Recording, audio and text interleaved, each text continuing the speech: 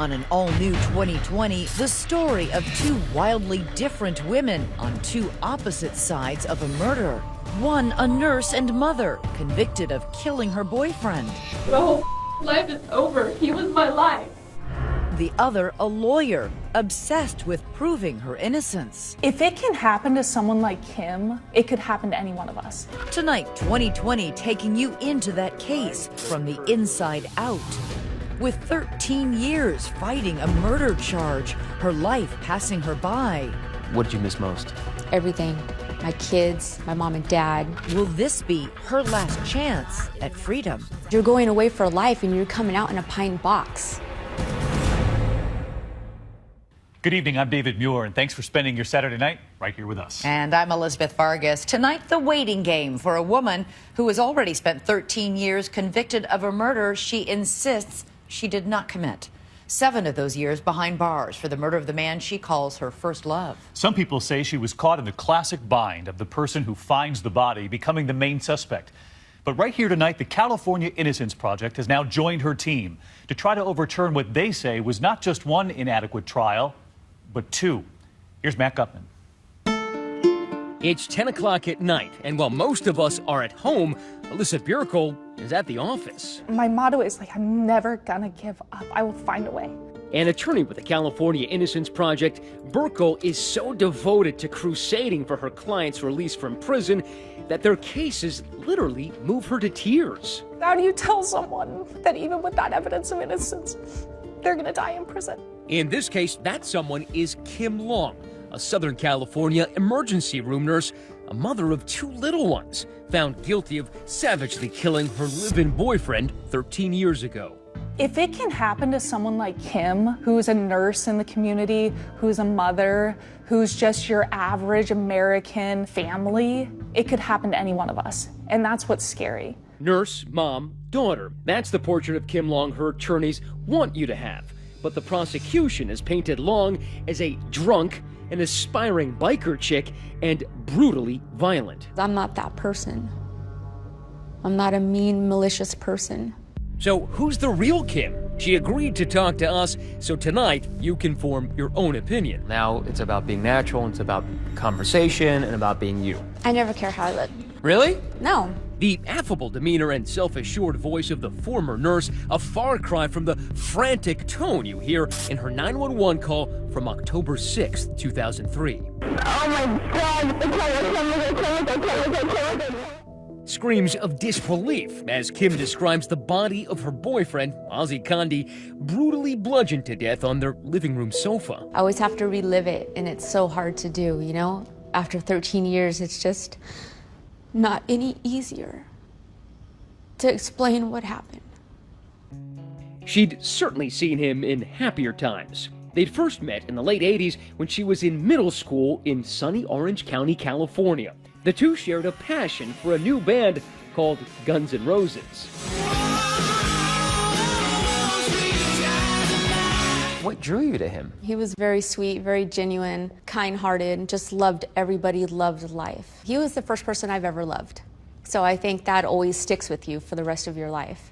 They lost touch when Kim's family moved to Corona, an LA bedroom community about 25 miles away. It would be nearly a decade before the two lovebirds locked eyes again. It happened out of the blue. On a hunch, Kim says she appeared at Ozzie's front door. Had he changed much since you met him first in middle school? No, we just got older. I think it was love at first sight again. We both felt the same way.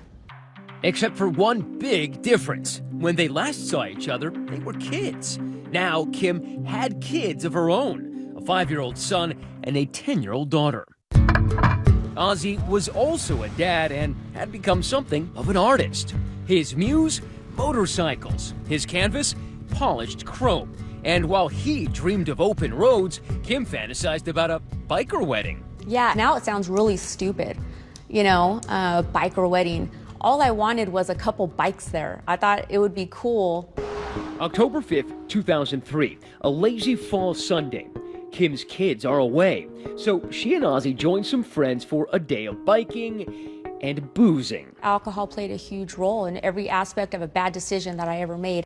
By nightfall, Kim says she's downed as many as 22 drinks. She's lit up like the 4th of July, and Ozzy is aggravated as he watches his girlfriend flirt with other guys here at Mavericks, a local bar. Were you a flirt? Yeah. He just said I was moving about too much, talking to other people, not paying attention to him. The timeline of what follows, much of it hotly contested, will be the key to the case. But all sides agree that once home, in the couple's driveway, the jealousy and resentment proved to be explosive. Do you remember the kinds of things you were saying to him? You're not working, get out. Could have said deadbeat. I said some pretty mean things to him. I mean, he was in between jobs, so I just had a lot of ammunition. Fed up, she told him to pack up and get out. There's a witness to all of this, Jeff Dills, a friend who'd hung out with him throughout the day.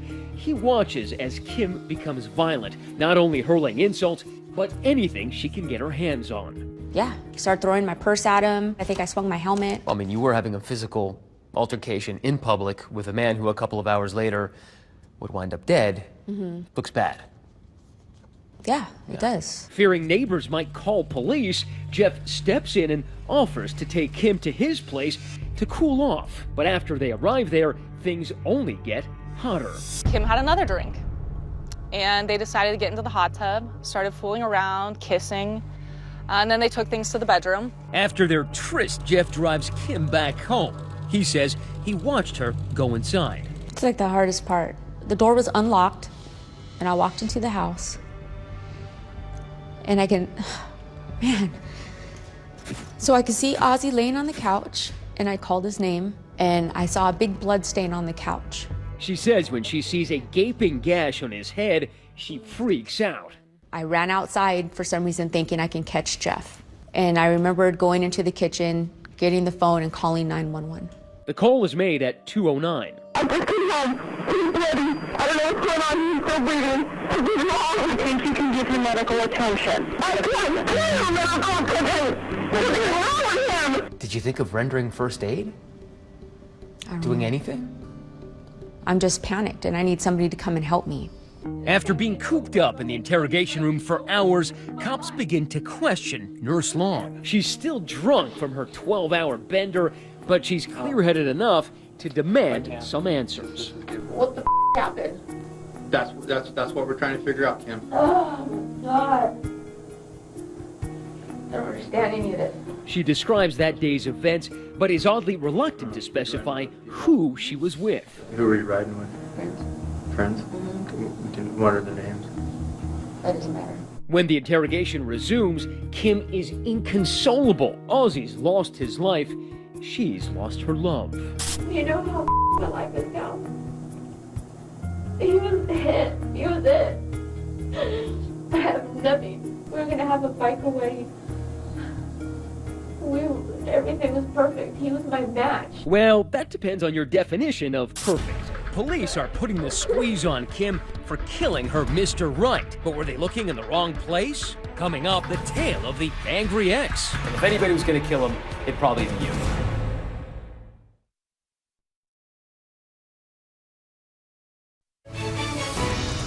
"2020 Saturday" continues with more of Her Last Chance. I've been at the police station since 2 in the morning. This is The first time party I've been is called. over for Kim Long, but her quality time with Corona police is just getting started. Oh, life is over. He was my life.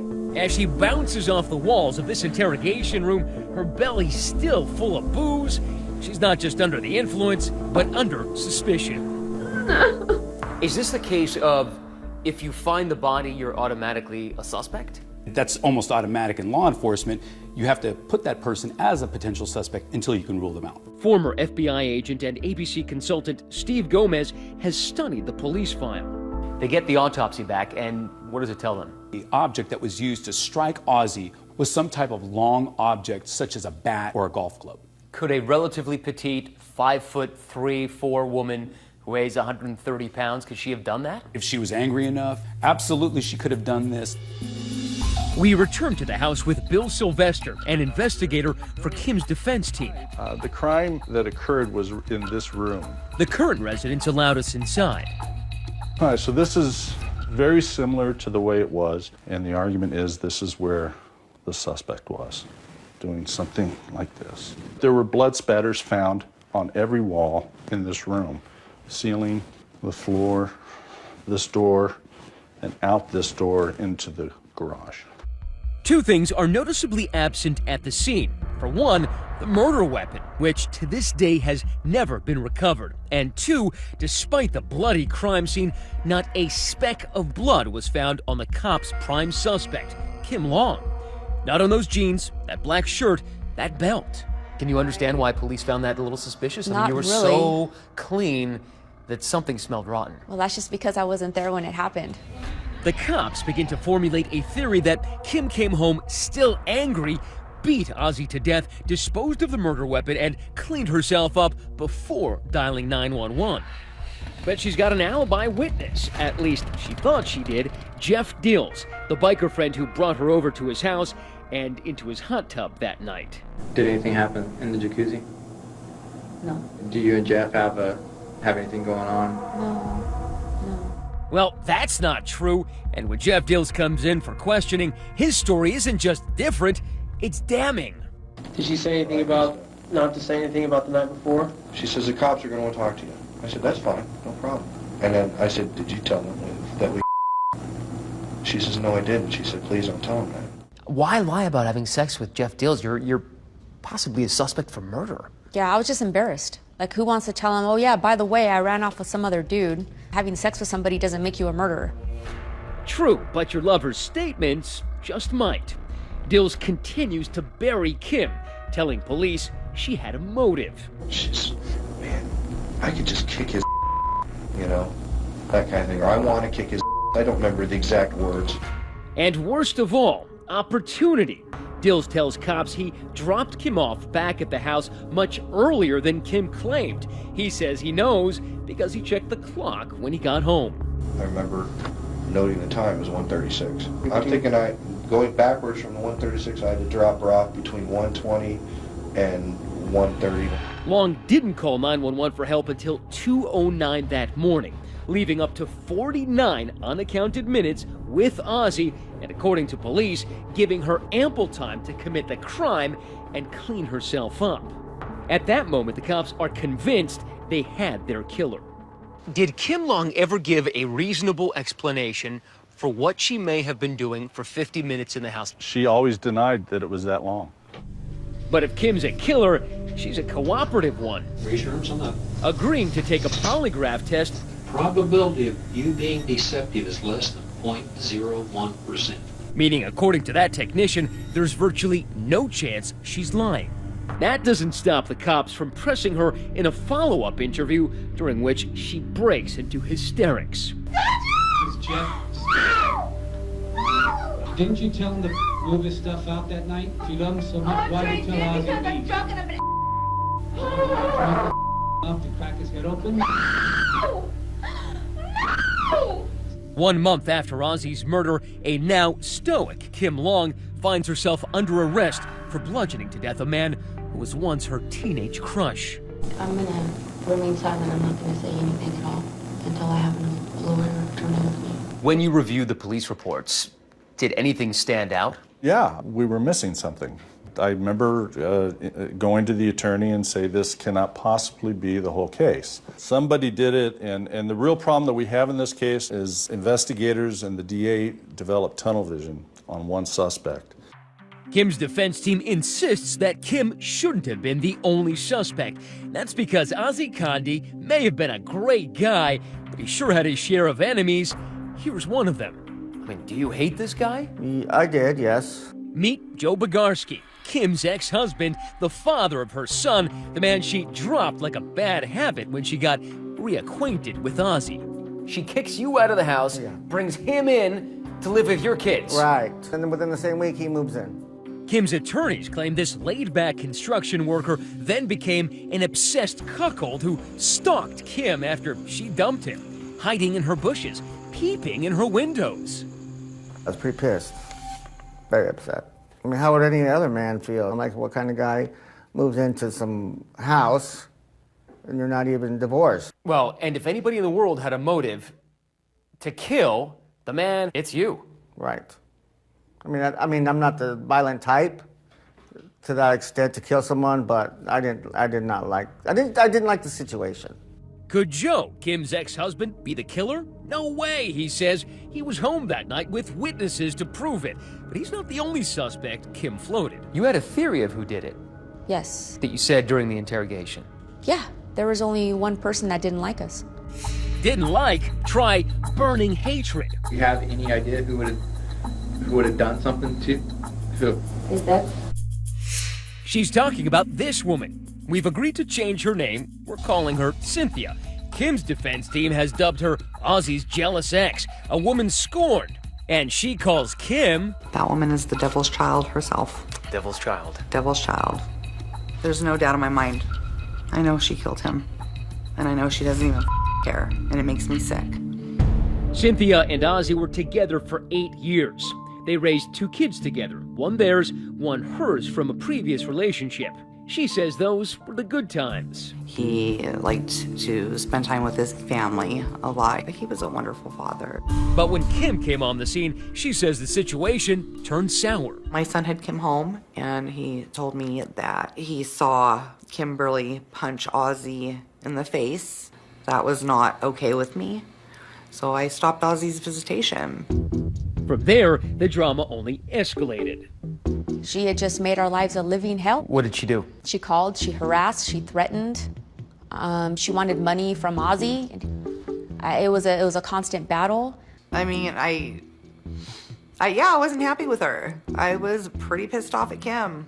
In the polygraph interview after the murder, the cops want to know if her hatred for Kim extended to Ozzy. Have you ever made any comments that, hey, I wished Ozzy was dead? I did say things like that toward his girlfriend, Kim. I just wish I could kill her. You heard that right, kill Kim. But was Ozzy also on the crosshairs? Coming up, Cynthia takes things into her own hands. How far did she go? Stay with us.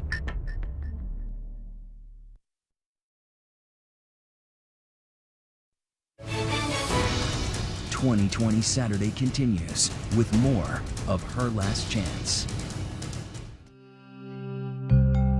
Just how furious was Ozzy's former girlfriend, Cynthia?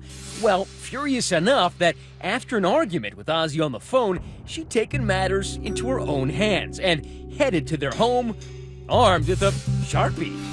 He wasn't even there. I got upset, wrote deadbeat across the side of his truck with a permanent marker. And you put glue in the door, too, right? I did. Mm-hmm, sure. They didn't think it was very funny. Oh, not funny on their end, no. But she's not through. After that episode, she pens this profanity-laced letter. Girl, I really hope you love this guy even though he cheats on you. Because I promise when I get done with him, you'll be supporting his ass forever. You were angry. After that letter, Ozzy'd had enough of her. He filed for a restraining order, which included a child custody request. They were not expecting Cynthia to take it well. We had bats by the door. You kept baseball bats by the door? Yeah. We were ready. Did one of those bats become the missing murder weapon in Cynthia's hands? Ozzy's own family thought it was possible. Brother was telling me. Listen to what Ozzy's brother told cops the day he was killed. She had threatened to kill him and kill his Kim. He wanted to slice their throats. And why did she want to slash his throat or their throats? They were having conflicts. I think she was jealous of Kim. So you did not yourself take a bat to Ozzy's head that night, nor, you're saying, did you hire somebody else to do it? Absolutely not. You had nothing to do with I his didn't want murder. Ozzy dead. Did you want her dead? No, she's not dead. Well, it doesn't mean it succeeded. Dead. I don't want anybody dead. So who done it? Cynthia, the bitter ex-girlfriend? Joe, the humiliated husband? Or Kim, the hard-partying nurse and the only one who's been charged? It fell to the jury in Judge Patrick Major's courtroom to sort it all out. Were you confident that you would get off? Yeah. Did you think, there's no way they're going to convict me? Absolutely. What gave you most confidence? Because I was innocent. By the time the trial begins, the prosecution's key witness, biker Jeff Dills, has died at the helm of his beloved Harley. But Judge Majors rules his testimony from a pretrial hearing can be read to the jury. This is a case that literally hinges on the testimony of a guy who actually didn't testify at trial. And a man who's dead. A man who had died before trial. And despite the defense's attempts to cast suspicion on Kim's ex-husband, Joe Bogarski, the prosecution calls on him to establish that Kim had a history of violence. We did have some heated arguments when we were together that weren't so pleasant, where I went to bed thinking, man, after that argument, am I even going to be alive when I wake up? You know, it got pretty bad. So you honestly thought that maybe she could kill you in your sleep? Yeah. Kim testifies on her own behalf well enough for that trial to end with a hung jury. 9 believed her, but 3 didn't. So the prosecution comes back a second time, once again bringing up Kim's lies to the cops, Jeff Deal's timeline, and the questions about her clothing. And what happened when you got in? I seen him on the couch and I was... This time, Kim's defense pivots to the Cynthia theory. But it's an uphill battle. For one thing, jurors never learned that the results of Cynthia's polygraph were inconclusive. Regarding Ozzy, did you plan or arrange with anyone to have him killed? And then on the stand, she says she's got an alibi. She was on a date the night of the murder, dinner, and the 90 minutes in a room at this Days Inn. The man that I was with testified in court to my whereabouts. I was with him. I was with him until well over midnight. In the end, jurors rejected Kim's lawyer's efforts to pin Ozzy's murder on Cynthia. Instead, on December 31st, 2005, as the ball dropped on 2006, Happy 2006, the gavel dropped on Kim Long. She was found guilty of second-degree murder. So when they said that, found guilty, I hate that image. I had to get it right. I had to get it right in my head real quick. You know, they're gonna put handcuffs on me, you know? You gotta get stoic, you gotta get strong. At sentencing, Judge Patrick Majors, who'd also presided over her first trial, delivered 2 surprise announcements. First, something that would leave even courtroom veterans dumbfounded. What did the judge say? Basically, that if it had been a bench trial, he would have found her not guilty or acquitted her. And then another stunner, sentencing Kim to 15 years to life, but allowing her to remain free on bail during her appeal. Said I never had a case like Kimberly Long, and that's when he let me go pending my appeal. So I went home. The process takes years. Finally, in February 2009, the California Supreme Court denies Kim's final appeal, and she's ordered to turn herself in. But nothing in this case is simple. On the day Kim is due to report into prison, she disappears. How do you turn yourself over to a life sentence? 15 to life means you're going away for life and you're coming out in a pine box. Next, Kim Long on the lam. Stay with us.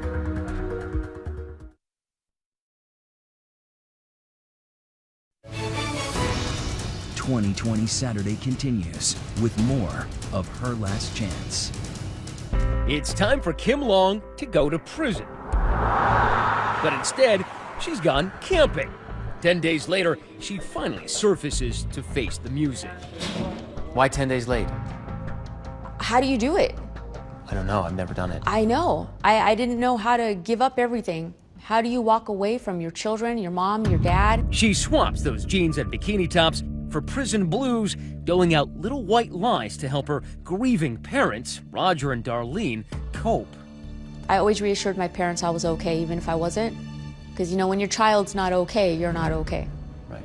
So I faked it a lot. We saw her every weekend, so she would be just smiling, and she always, at the end of each visit, she'd say, "Mom, I'm coming home." And I said, "I know you are." Did you always believe her, though? Yes, yes, yes. But right after she arrives, she lobs a legal long shot. The only thing I do remember was making that first phone call to my mom and asking her if the California Innocence Project knew I was in prison. That was the first thing you said to your mother in your first call? Do they know I'm here? And are they coming to get me? The California Innocence Project is a clinic based out of the California Western School of Law in downtown San Diego. Its mission? To free wrongfully convicted inmates while training law students. This is our war room. We are down in the trenches. This is the place where the students are making phone calls, tracking down witnesses. This is where it all happens. Alyssa Bierko was just a law student when she first started shoveling through the endless documents in Kim's case. You have a judge saying, I don't think the evidence is enough to convict. So there were all these interesting factors that kind of put up a red flag for us that this really could be a case of a wrongful conviction. Alyssa was on a mission. In the beginning, when I would visit Kim, she was very distraught. She was, and I don't know how better to describe this than just like a caged animal trying to get out. I tracked down every single lead I could come up with to figure out, who did this crime, because a lot of these wrongful convictions, people want to know, well, if she didn't do it, then who did? Alyssa hoped the answer might lie at the tip of this cigarette butt found near Ozzy's body. The cigarette butt revealed unknown male DNA. It was likely male Hispanic DNA. It doesn't match the victim. It doesn't match Kim. It doesn't match anyone that we know of in this case. Looks promising, but Alyssa can't establish when that butt was left there. Could have been days or even weeks before. And so I tried as hard as I could to find out who really did this, and never could definitively say it was one person or another. But I did, in that process, gather enough evidence to show that Kim definitively could not have done it. She started with the core of the prosecution's case, the credibility of Jeff Dills. Remember, he's the dead man talking, the biker friend Kim hooked up with that fateful night. A man who had died before trial. A man who had never been cross-examined thoroughly about this timeline, about how much he drank, about his motivation to distance himself from Kim because he was afraid the cops were going to blame the murder on him. Dills told the cops he dropped Kim off between 1:20 and 1:30 a.m. The 911 call came in at 2:09. Prosecutors asserted that Ozzy was killed during that window. But in death, Ozzy's body held clues which might refute that. Details that suggest he may have been killed before Kim could have gotten there. When paramedics arrived, they already saw signs that the body was decomposing? Yeah. Which means he was dead for how long? At least over an hour. At the minimum, over an hour. And nobody puts her back at her house at the scene of the crime before 1:20. Exactly. But get this, no time of death expert was called to testify for the defense. Why is that? It was just, an oversight by the defense team at that time. Oversight is being polite. Alyssa thought inept lawyering had done Kim in at every turn. For example, the issue of her clothing. Experts believe the scene was so bloody, the murder would have been spattered with blood. At trial, prosecutors suggested Kim may have changed out of bloody clothing and cleaned up. That's why there wasn't a speck of blood on those jeans, shirt, or belt. But Alyssa says she can prove Kim never changed, because Jeff Dills told the cops she was wearing that same outfit when he dropped her off earlier that night. She was wearing a black t-shirt that had some designs on, and she was wearing blue jeans, kind of lowrider blue jeans.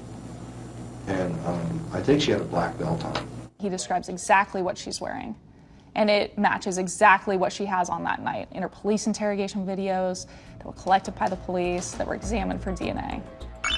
Compiling evidence like that to prove Kim's wrongful conviction would take years for Alyssa to build, years Kim would never get back. What did you miss most? Everything. My life. My kids, my mom and dad, being a nurse, my patients, going places, the desert, everything. Ice, a refrigerator. You miss everything. Outside, the Innocence Project starts making noise, organizing this march, 712 miles from San Diego to Sacramento, to draw attention to Kim's case and others like it. We're doing a 20-miler through Camp Pendleton. We visit her many times. It's very difficult because I can't bring her home. Alyssa's first efforts go nowhere, but the long walk to freedom eventually leads all the way up to the California Supreme Court. And in August 2015, her motion for a new hearing is finally accepted. When I got the order which says, "We think your case has merit," I was elated. Next, after a lost decade, her 30s and 40s stuck in legal purgatory, Judgment Day for Kim. She takes the stand. What will she make of her last chance? Stay with us.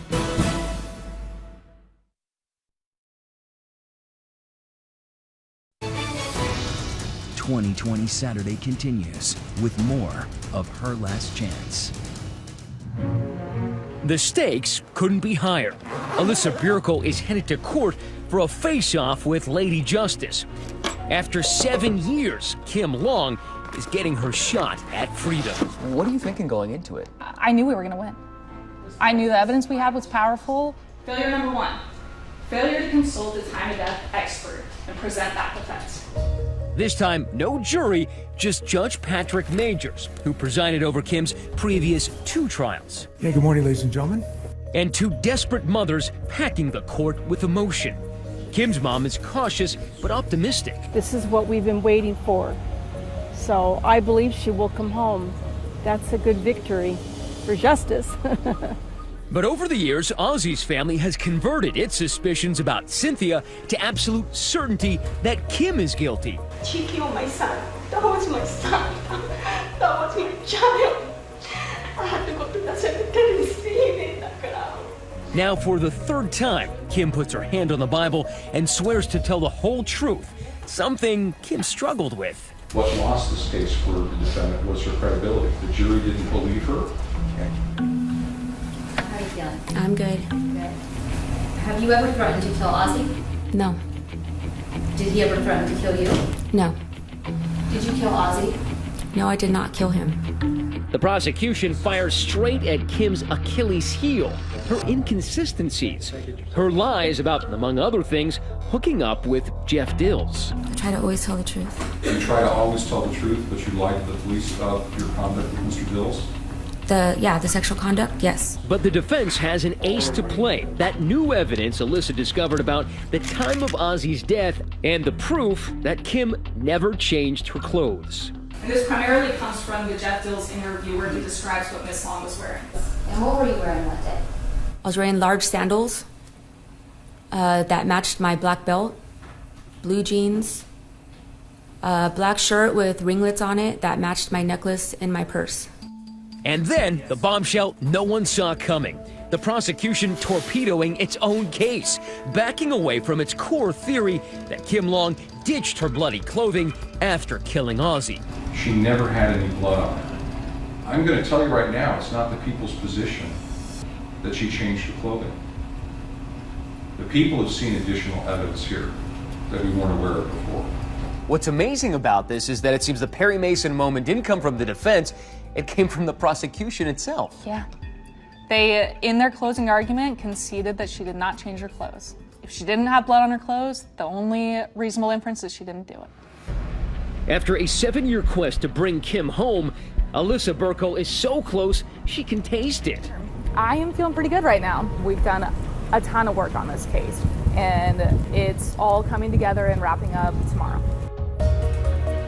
The next day, in a crowded courtroom, Kim hugs the Innocence Project lawyers as she steels herself for the judgment. In the matter of Kimberly Long, I was like squeezing Kim's arm or her leg or something every time the judge would say something positive.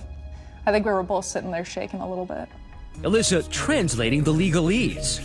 When it actually happened, I remember Kim being a little confused and being like, wait, what's going on? What happened? The judge continues. the judgment of conviction is vacated and a new trial will be ordered. You're thinking, is vacated good or bad? I didn't even hear it.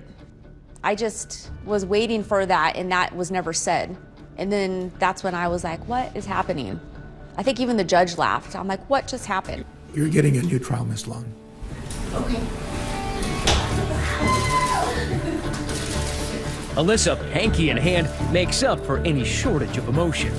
Her room is ready. I've always believed that in my heart. She will come home. Everything we uncovered during the case pointed towards her innocence.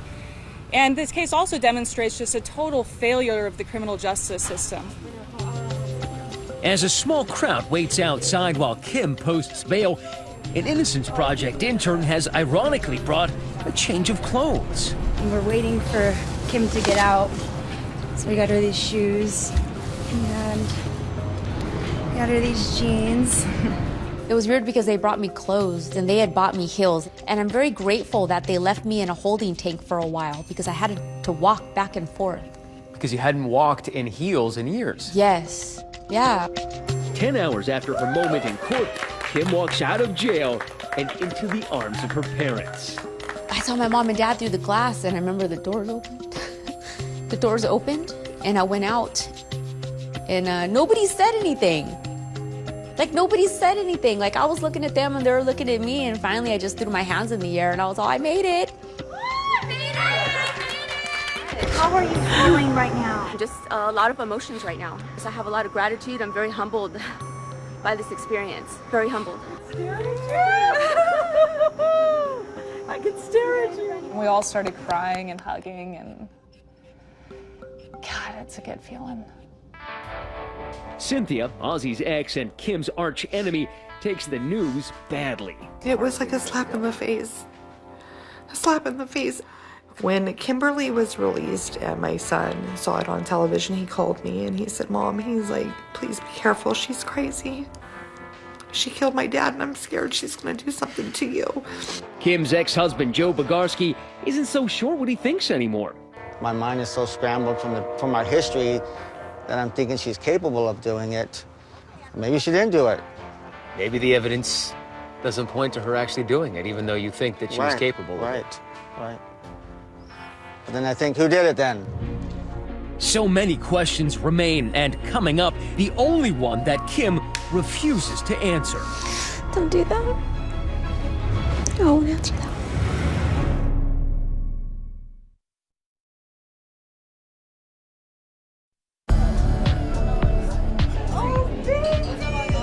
There's no playbook on what to do on your second day out of prison, so after beating a wrongful conviction for murder, Kim Long and her supporters are celebrating with a freedom breakfast. I've been watching the internet, or what do you say? Online. Yeah. Facebook. I don't know how to do all that, yeah. She may not be social media savvy, but she's had nearly 8 years to dream of reconnecting with the outside world. Thank you for everything, every day. I knew I was going home, I just didn't know when. I didn't know how long it was gonna take. She always told me, I'm coming home, Mom. Aside from spending time with family, it's the simple pleasures she most appreciates. There's nobody checking on me every hour with a light in my eyes. Today, she has 8 years of sobriety under her belt. That's no small undertaking for the former Hellraiser with a quick temper and a soft spot for hard liquor. In some ways, I guess prison is a great place to sober up, right? You don't really have the choice. Can you drink in prison? Absolutely. Everything is in prison. So even in prison, you had to practice abstinence? Absolutely. It's a choice. And I chose not to drink and not to use drugs in prison. Healthy living now replacing some of those old vices. Sometimes I come out here a little negative and I leave it all here. So when I walk back off the trail, all my negativity is left out here. So I just come back positive, refreshed, and just, ready to, go about my day. But it may take more than a nature walk to stop prosecutors from appealing the judge's decision. They want to send Kim Long right back to prison. We are 100% positive that appeal will go nowhere. She is out in the community.